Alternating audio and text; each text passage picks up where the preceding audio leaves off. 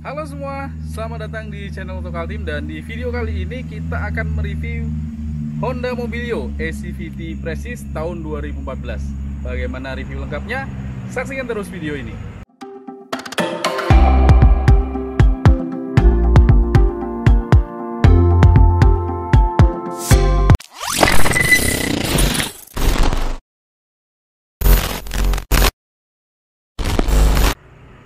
Nah, pemirsa, inilah dia Mobilio ACVT tahun 2014, ACVT Prestige ya. Mobil ini merupakan tipe tertinggi dari Honda Mobilio pada masanya sebelum keluar yang tipe RS ya. Dan kali ini kita kedatangan unit yang warnanya merupakan warna yang cukup rare ya, warna yang sangat jarang ini beredar di pasaran, warna coklat. Kalau kita lihat ya, kondisi mobil ini secara keseluruhan masih relatif bagus dan layak untuk dibeli ya, walaupun kami melakukan beberapa perbaikan di beberapa sisi mobil ini ya. Kalau kita perhatikan pada bagian samping mobil ini ya, bodinya masih cukup mulus ya, cukup mulus.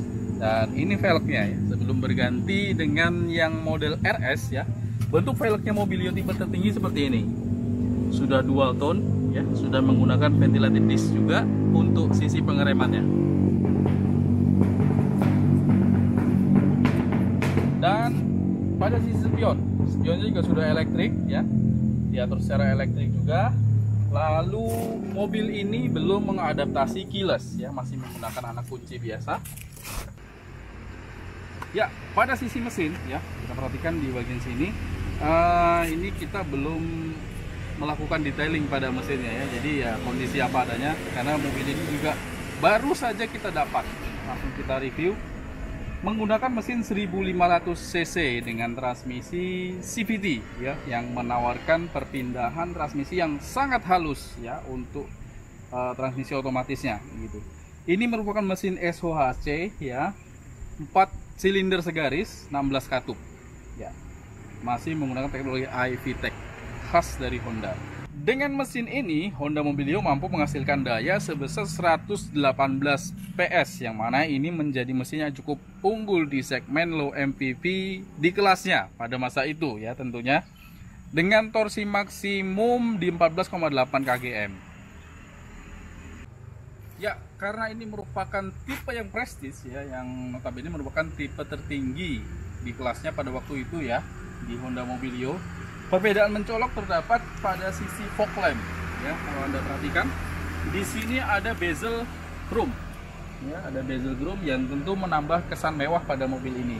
Lampunya masih menggunakan halogen ya, dengan multi reflektornya, dan lampu seinnya juga masih menggunakan bohlam biasa juga. Kalau Anda perhatikan pada sisi grillnya ya, di sini ada yang mencolok berwarna chrome juga, dan tentu lambang Hondanya. Nah, pada bagian grill juga terdapat aksen honeycomb atau sarang lebah di sini ya. Begini. Secara keseluruhan ya, tampilan depannya ini juga masih oke. Tidak ada baret-baret yang mengganggu ya, karena ini memang pemakaiannya juga hanya pemakaian di dalam kota begitu ya. Jadi kondisi mobilnya sisi depan juga masih cukup sempurna. Berikutnya kita di sisi samping ya, ada perbedaan yang mencolok juga ya dengan Mobilio yang tipe ACVT, dan ini merupakan prestige sekali lagi, yaitu adanya side body molding yang berwarna chrome. Handle-nya juga sudah chrome, hanya saja outer handle-nya ini merupakan aksesoris aftermarket. Begitu juga dengan penutup tangki bahan bakarnya, ini aksesoris aftermarket ya.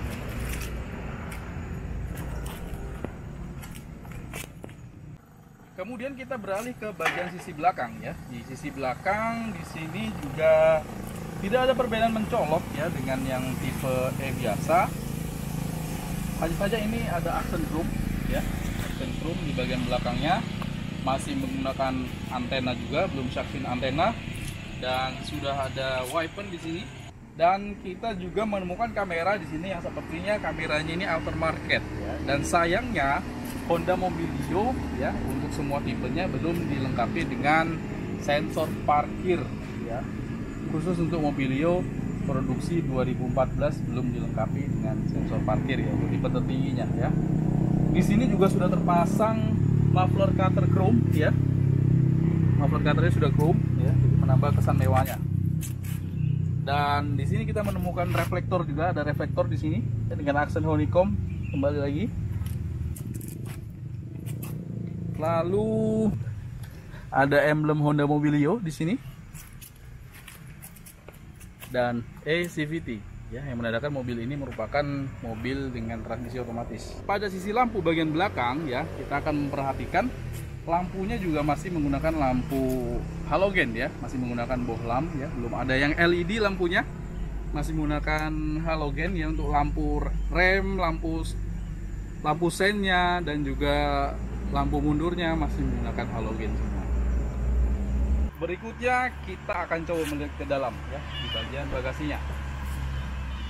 Ya, dan ini adalah bagasi dari Honda Mobilio ya. Cukup rapi ya dibanding dengan rivalnya ya, karena dongkrak, toolkit dan lain-lain diletakkan di sini. Ya.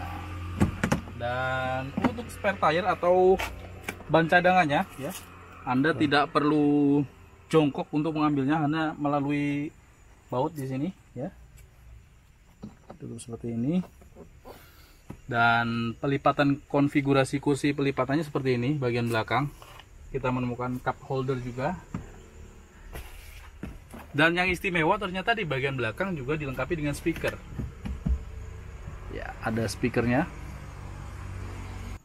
Bagasinya sih cukup luas sebenarnya ya. Bisa menampung hingga 4 galon air mineral ya. Masih cukup ini di belakangnya. Jadi cukup luas lah. Kita berlanjut ke interior mobil ini ya. Untuk akses masuknya sayangnya belum dilengkapi dengan keyless ya. Walaupun ini mobil dikeluarkan pada tahun 2014, kuncinya sudah immobilizer, dilengkapi dengan remote juga ya, sayangnya belum keyless. Kita masuk ke bagian dalam dan ini interiornya sudah dibalut dengan backlit joknya ya. Ini sepertinya juga backlit aftermarket, dan perpaduan warna interiornya ada warna krem dan warna hitam di sisi door trimnya. Bahannya masih plastik ya, belum soft touch. Gitu. Kalau kita perhatikan di sisi door trim sini, di sini ada pengaturan untuk spionnya, elektrik spionnya, pengaturannya di sini, dan ada central lock. Dan di sini untuk kontrol dari kaca jendela di setiap sisi pintu mobil ini. Di sini juga ada cup holder, dan ini adalah tampilan interiornya.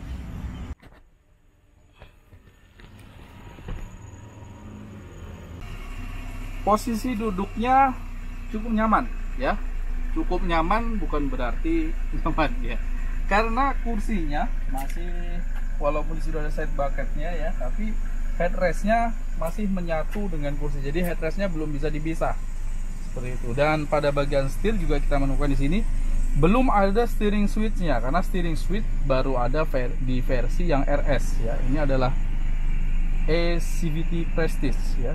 Jadi sebelum RS diluncurkan, ini adalah merupakan model tertingginya. Kalau kita perhatikan pada sisi combination meternya ya, pada cluster meternya di sini, perpaduan warnanya cukup cantik ya. Ada aksen biru, ambient biru seperti ini ya. Dan ini odometernya, kilometernya baru 48.000, 48, hampir 49 ribuan ya. Indikatornya cukup lengkap di sini. Ya, di sini ada multi information display-nya yang mendisplay bahan bakar ya, tingkat bahan bakarnya, kilometernya juga, dan indikator persneling-nya ada di sini. Dan ini indikator yang lain untuk safety belt dan lain-lainnya ya.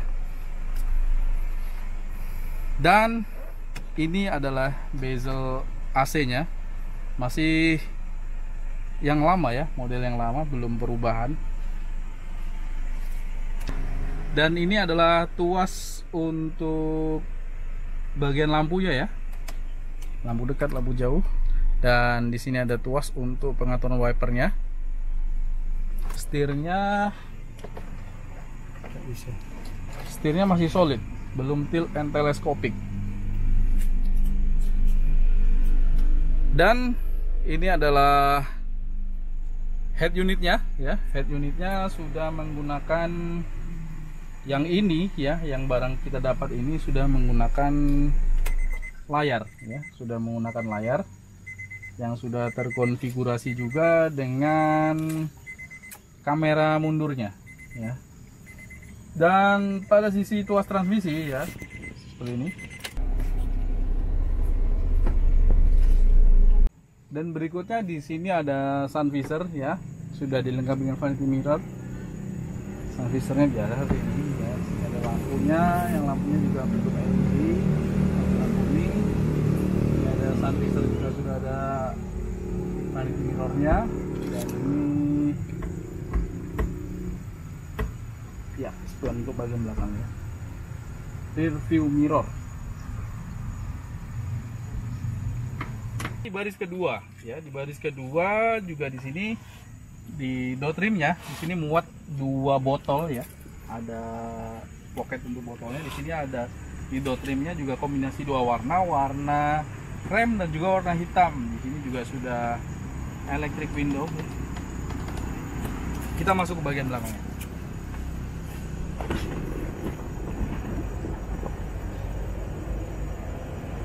Saat saya duduk di baris kedua, saya rasa ini cukup lega dibanding rivalnya seperti Toyota Avanza ataupun R3 ya.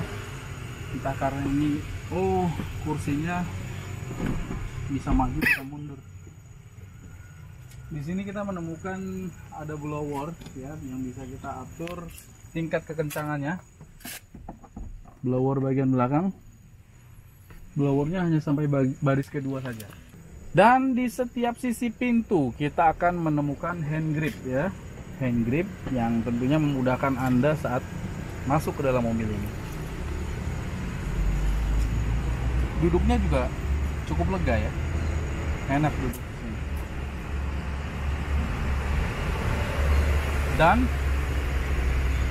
yang membedakan ya antara kursi baris ke depan kursi baris kedua, headrestnya ini sudah terpisah. Jadi bisa kita atur ketinggiannya. Berikutnya akses untuk masuk ke baris ketiga ya. Hanya perlu menggunakan tombol yang di sini. Ya, seperti ini. Kita udah masuk ke baris ketiga, badan saya cukup besar.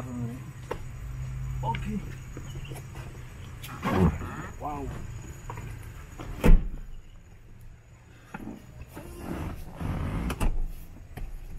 Wah. Untuk saya yang mempunyai berat badan 80 kilo lebih, duduk di sisi baris ketiga ini masih terasa cukup nyaman ya.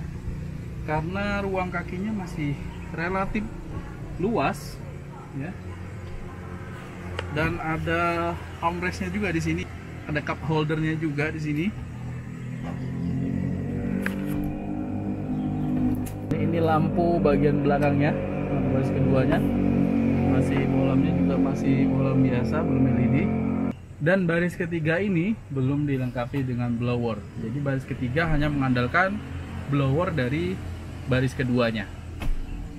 Tapi seperti yang saya jelaskan tadi, di baris ketiga ini sudah ada speakernya. FT bell-nya ada 2 titik, baris ketiga ya ada 2 titik, dan baris kedua juga ada 2 titik.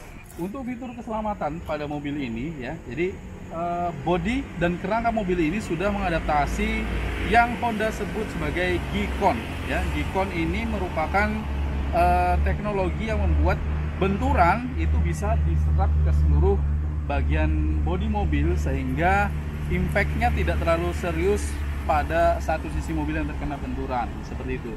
Itu versi Honda ya. Dan fitur yang lain sudah pengeremannya sudah dilengkapi dengan ABS dan juga electric brake force distribution. Juga sudah dilengkapi dengan dual SRS airbag pada sisi penumpang bagian depan dan juga pada sisi drivernya. Dan setelah kita melihat dari keseluruhan bodi mobil ini ya, mobil ini masih sangat kami rekomendasikan bagi Anda yang ingin mencari mobil di kisaran harga 140 jutaan ya. Sebuah MPV 3 baris ya dengan mesin 1500 cc, transmisi otomatis ya, CVT lagi ya. dengan harga 140 jutaan. Tentunya mobil ini mobil yang cocok bagi Anda yang menginginkan sebuah mobil nyaman untuk dipakai di daerah perkotaan seperti itu. Terima kasih sudah menyaksikan video ini sampai selesai. Sampai jumpa lagi di video kami berikutnya. Jangan lupa untuk klik like, komen, dan subscribe channel Auto Kaltim Official untuk mendapatkan info terkini dan terbaru seputar otomotif di Kaltim khususnya ya. Sampai jumpa lagi di video kami berikutnya. Dan untuk Anda ya yang berminat dengan mobil ini atau ada keinginan untuk memiliki sebuah Mobilio SCVT Prestige tahun 2014, Anda bisa menghubungi kami di Instagram @penggawamobil yang nanti akan kami berikan linknya di deskripsi video ini. Oke, bye.